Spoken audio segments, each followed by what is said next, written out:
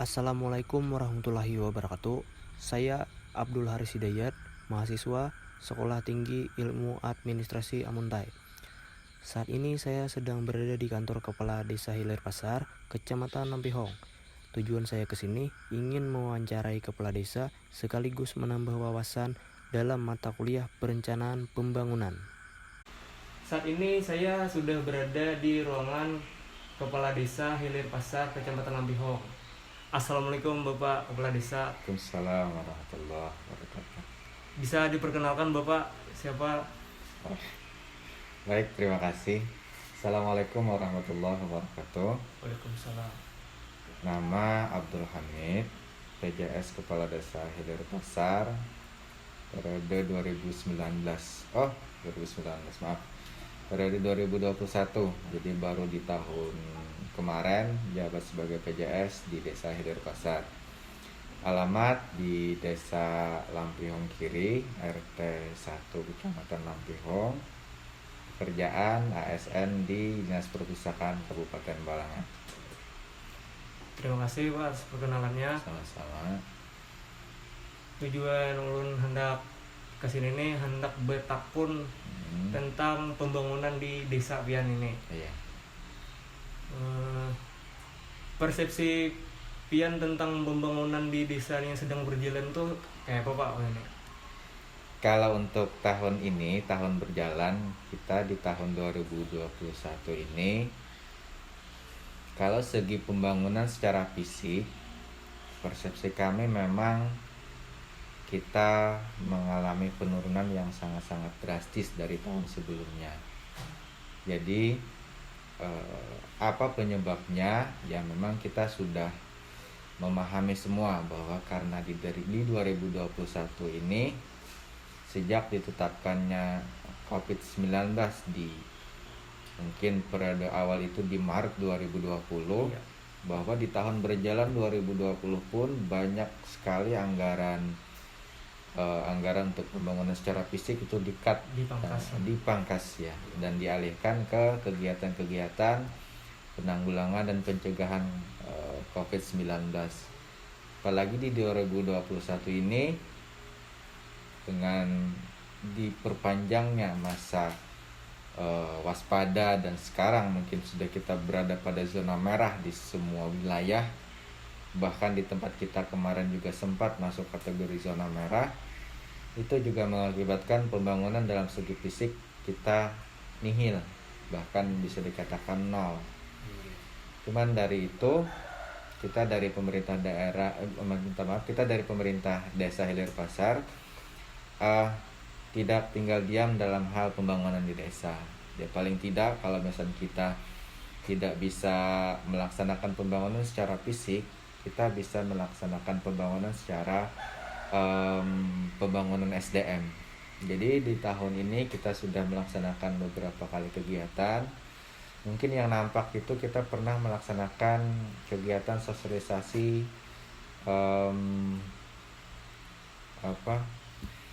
penyelenggaraan kekarangtarunaan di desa kita. Nah, jadi harapannya Karang Taruna meskipun dalam pandemi wabah COVID-19 tetap bisa melakukan kegiatan, apakah itu kegiatan pembangunan secara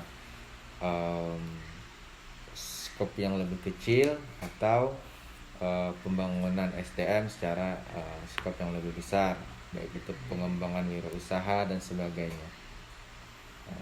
Kemudian kami juga beberapa kali melaksanakan rapat-rapat pembentukan kepengurusan, khususnya kemarin kami melaksanakan rapat koordinasi masalah pembentukan rumah desa sehat di rumah desa sehat di Desa Hilir Pasar.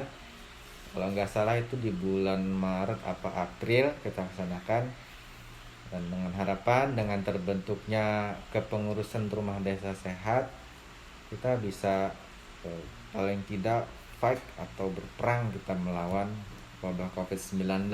Dan juga di situ juga dibahas masalah pencegahan stunting anak berkebutuhan khusus, kemudian anak yang mengalami kekurangan gizi. Kita rembukan, kita maksimalkan kegiatan-kegiatan di desa.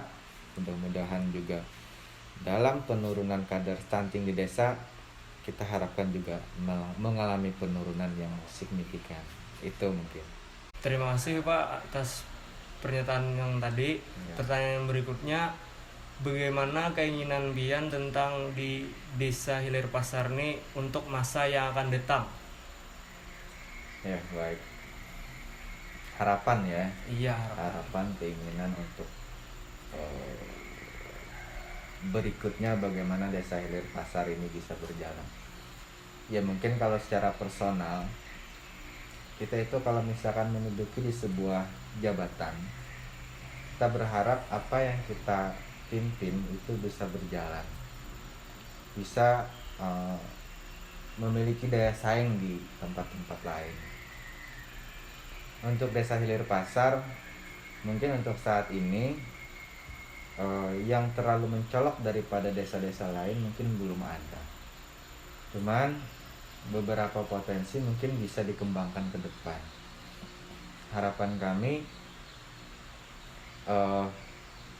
sama kemarin seperti kita laksanakan kegiatan-kegiatan kekarang tarunaan, kita berharap SDM yang ada di Karang Taruna itu berkembang.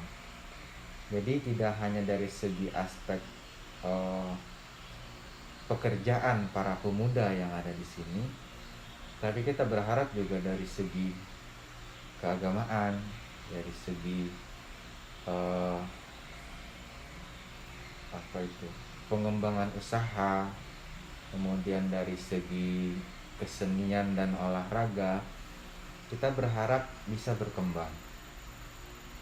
Terlebih dengan dilaksanakannya kegiatan-kegiatan yang mendukung akan kegiatan kekarang tarunaan, kita bercermin dari karang taruna yang ada di desa lain. Kemarin ada sebagai narasumber kami itu karang taruna dari Desa Riwah, Kecamatan Batu Mandi. Di situ kita bercermin bahwa bagaimana sebuah organisasi bisa hidup di sebuah desa itu tidak lepas daripada dukungan peran serta masyarakat, baik itu dari personal, tokoh keagamaan, tokoh masyarakat, kemudian individu yang bersangkutan, sehingga dengan adanya kerjasama kolaborasi yang baik mereka bisa jalan. Kami beberapa kali menanyakan komunikasi personal secara langsung bahwa mereka itu sudah memiliki beberapa badan usaha yang dijalankan, mulai dari perkebunan karet, kemudian kalau nggak salah ada jamur tiram, budidaya jamur tiram, kemudian ada budidaya madu kelulut. Kita berharap para pemuda yang ada di tempat kita di Desa Hilir Pasar yang minimal bisa mengambil contoh daripada Karang Taruna sebelah, desa sebelah itu, dan nantinya setelah bisa itu akan serta-merta otomatis akan membuat perekonomian desa itu meningkat. Iya. Jadi ada penghasilan tambahan daripada pekerjaan-pekerjaan yang lainnya. Yang itu kan kalau misalnya kita bayangkan secara sekilas memang perlu banyak hal untuk bisa menjalankan itu. Tapi dengan kerjasama, dengan kebersamaan, kami mungkin yakin, insya Allah yakin pembangunan sumber daya manusia kami khususnya di Karang Tarunan bisa berjalan. Dan terlebih mungkin setelah ini kita juga akan melaksanakan pelatihan Karang Tarunaan, di mana nanti akan kami ambil satu objek kegiatan yang akan kita godok sama-sama, yang mudah-mudahan bisa kita terapkan di sini. Nah, itu harapannya. Kemudian dari pembangunan secara fisik, kita kalau tentang harapan, keinginan, Ya pastinya kita berharap mudah-mudahan dengan berjalannya waktu, kita berharap pandemi ini berakhir. Kita berharap pandemi berakhir sehingga kita bisa melaksanakan kegiatan secara luas. Kalau sekarang kan pasti terbatas. Iya. Yang kayak kita ngomong aja kan harus pakai masker, jaga jarak. Dan ya gitu. Harapannya mudah-mudahan pandemi kita cepat berakhir. Kemudian kita bisa membuka kegiatan seluas-luasnya di Desa Hilir Pasar. Ya mungkin itu. Terima kasih. Selanjutnya, apakah pendapat Bapak tentang ATHG dalam pelaksanaan pembangunan di daerah Hilir Pasar saat ini? Tentang ATHG, ancaman ya, Ancaman. tantangan, Gangguan. dan hambatan. Kalau kita perinci tentang ancaman tentang pembangunan, mungkin ini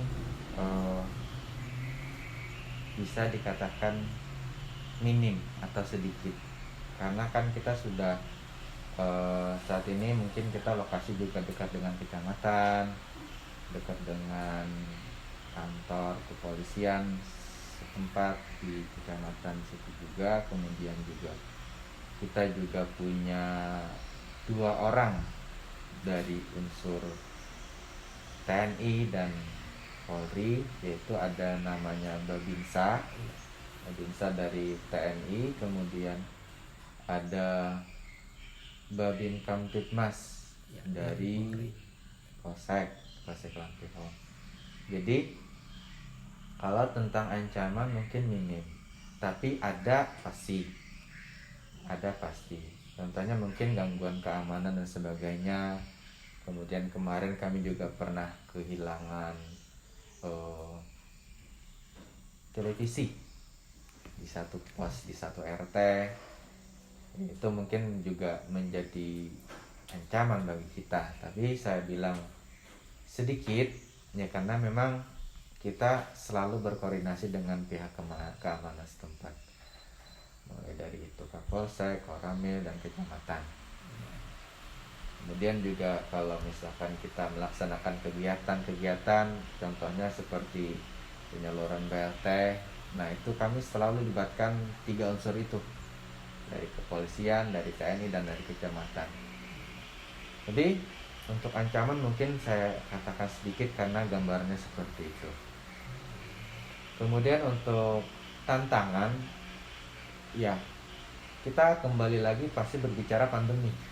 Ya. Karena tantangan itu muncul ketika pandemi ini naik.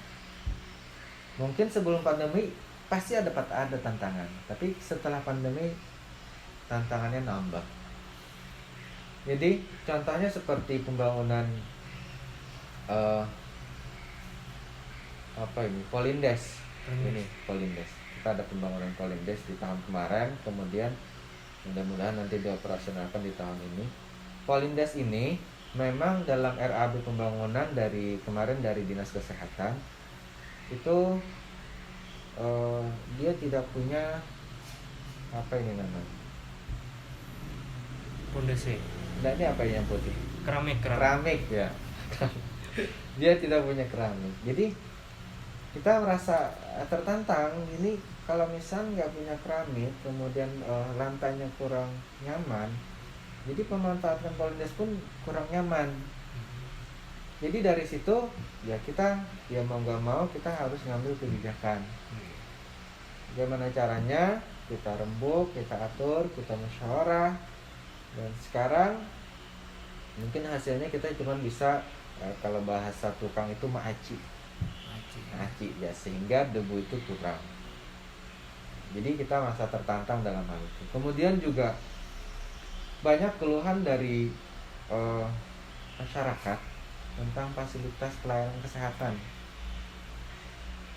Ini waktu pertama saya mendengar bahwa kita memang ada, kenapa jadi anak-anak dan ibu-ibu itu sebagian agak malas ke posyandu.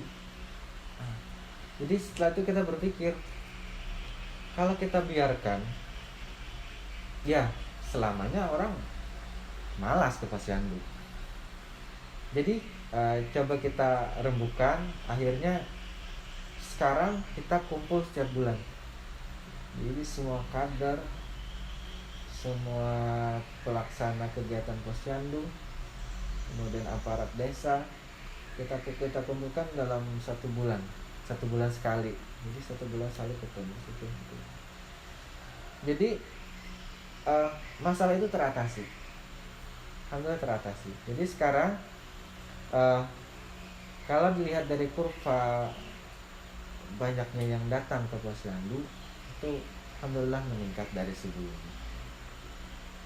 Itu tantangannya di situ. Cuman alhamdulillah dengan kebersamaan kita bisa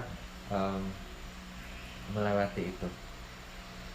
Kemudian perkara gangguan dan hambatan, saya rasa hampir sama ya dengan gangguan keamanan tadi. Hambatan dari segi pendanaan, ya bisa kita katakan juga sebagai hambatan pelaksanaan pembangunan desa kita. Tapi tidak mesti dengan adanya itu pembangunan kita stagnan atau diam.